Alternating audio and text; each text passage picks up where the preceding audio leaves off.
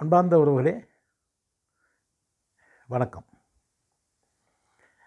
இன்று நாம் மொழி அறிவு பற்றி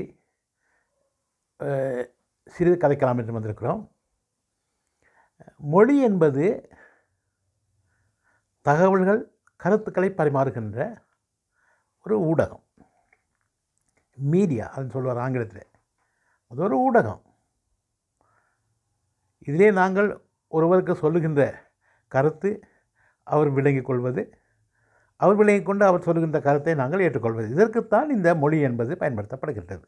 இதிலே இருக்கிறது பேச்சு மொழி இருக்கின்றது, எழுத்து மொழி இருக்கின்றது, சைகை மொழி இருக்கின்றது. அது பலவாறாக இருக்கின்றன. இந்த மொழியின் மூலமாக ஒருவரது கலாச்சாரம், அவர்களது மரபு, பழக்க வழக்கங்கள் அறிந்து கொள்ள உதவுகிறது.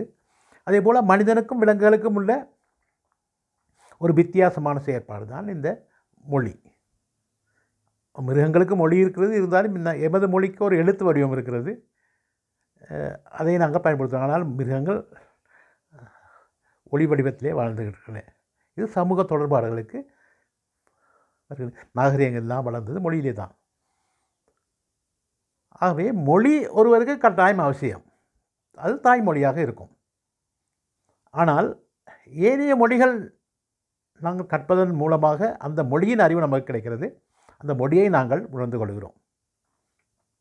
அதை விடுத்து மொழியறிவு உள்ளவர்கள், விடே ஞானம் உள்ளவர்கள், ஒருவரை விட மற்றவர் மேலானவர் என்று கருதுவது அது நமது அறியாமையை தான் குறிக்கிறது. பொதுவாக இப்பொழுது பலர் நினைக்கிறார்கள் ஆங்கிலம் பேசுவது ஏதோ பெரிய ஒரு அறிவு, ஆங்கிலம் தெரிந்தவன் ஏதோ உலகத்தை அறிந்தவன் என்று நம்மில் சிலர் கருதுகிறார்கள். அமெரிக்காவிலே இருக்கின்ற, இங்கிலாந்தில் இருக்கின்ற பிச்சைக்காரன் பேசுவதும் ஆங்கில மொழி. இங்கே நமது நாட்டிலே வாழ்கின்ற தமிழர்களிலே உயர்ந்த பணக்காரன் பேசுவதும் தமிழ் மொழி. ஆகவே அங்கே இங்கிலாந்திலே ஆங்கிலம் பேசுபவன் பிச்சைக்காரனும் பேசுகிறான், இங்கே தமிழ் பணக்காரனும் பேசுகிறான். ஆகவே மொழியிலே உயர்ந்தவன், தாழ்ந்தவன், அறிவாளி, அறிவற்றவன் என்று கருதுவது என்பது நமது அறியாமையைத்தான் கூறுகிறது. ஆங்கிலம் பேசுவவர்களெல்லாம் பெரிய ஞானிகள். தமிழர்களாக இருந்து ஆங்கிலம் பேசுபவர்கள், தமிழர்கள் தமிழர் மத்தியிலே ஆங்கிலம் பேசுவது ஒரு பெரிய அறிவு சார்ந்த பூர்வம் நினைப்பது நமது அறியாமையை குறிக்கிறது அங்கே. ஆகவே ஆங்கிலம் பேசுபவர்கள், ஒரு காலத்திலே ரஷ்ய ஜனாதிபதி தனது ரஷ்ய மொழியை மாத்திரம்தான் அவர் படித்திருந்தார், ரஷ்ய மொழியில் மாத்திரம்தான் பேசுவார். ஏனையவர்களுக்கு அது மொழிபெயர்க்கப்பட்டு கொடுக்கப்பட்டது.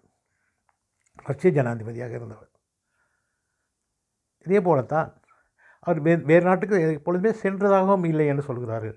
ஆகவே இவ்வாறு வேற்று மொழிகளை பேசுவது, சிறப்பாக ஆங்கில மொழியை பேசுவது பெரிய அறிவாளி என்று கருதுபவரும், அவ்வாறு கருத வேண்டும் நினைப்பவரும் அறிவில்லாதவர்களாகத்தான் இருக்க வேண்டும். ஆகவே மொழி என்பது ஒரு சமூக கலந்துரையாடல்களுக்கு தகவல் பரிமாற்றத்தில் ஊடகமே அன்றி அது அறிவு அல்ல. இருந்தாலும் ஒரு பிரத்யேக மொழி அறிவு இருப்பது அவசியம். இப்பொழுது நாங்கள் ஒரு சிங்களவரும் ஒரு தமிழரும் சந்திக்கின்ற பொழுது சிங்களவருக்கு தமிழ் தெரியாது, தமிழருக்கு சிங்களம் தெரியாது. ஆகவே இந்த நேரத்திலே இந்த ஆங்கில மொழி ஓரளவு ஊடகமாக அமையும், அது பிரயோசனமாக இருக்கும். அதற்காக தேடி கட்டு தமிழரிடத்திலே போய் நாங்கள் தமிழர்கள் ஆங்கிலம் பேசுவதும், சிங்களவிடத்திலே போய் சிங்களவர்கள் ஆங்கிலம் பேசுவதும் எந்த இனத்தை சேர்ந்தவர்கள் என்று கருத முடியாது, எதற்கு என்று கருத முடியாது. ஆகவே மொழி என்பது கருத்து பரிமாறும் ஊடகமாகவே நீங்கள் சிந்திக்கும் மொழி, சிந்தனை வெளிப்படுத்துகின்ற மொழி தாய்மொழி. அந்த தாய்மொழியை சிறப்பாக முறையாக கற்பதன் மூலமாக நாங்கள் அறிவை விருத்தி செய்து கொள்ளலாம் என்று கூறி இன்றைய சிந்தனை உங்களுக்கு விட்டு விடைபெறுகிறேன். நன்றி, வணக்கம் உறவுகளே.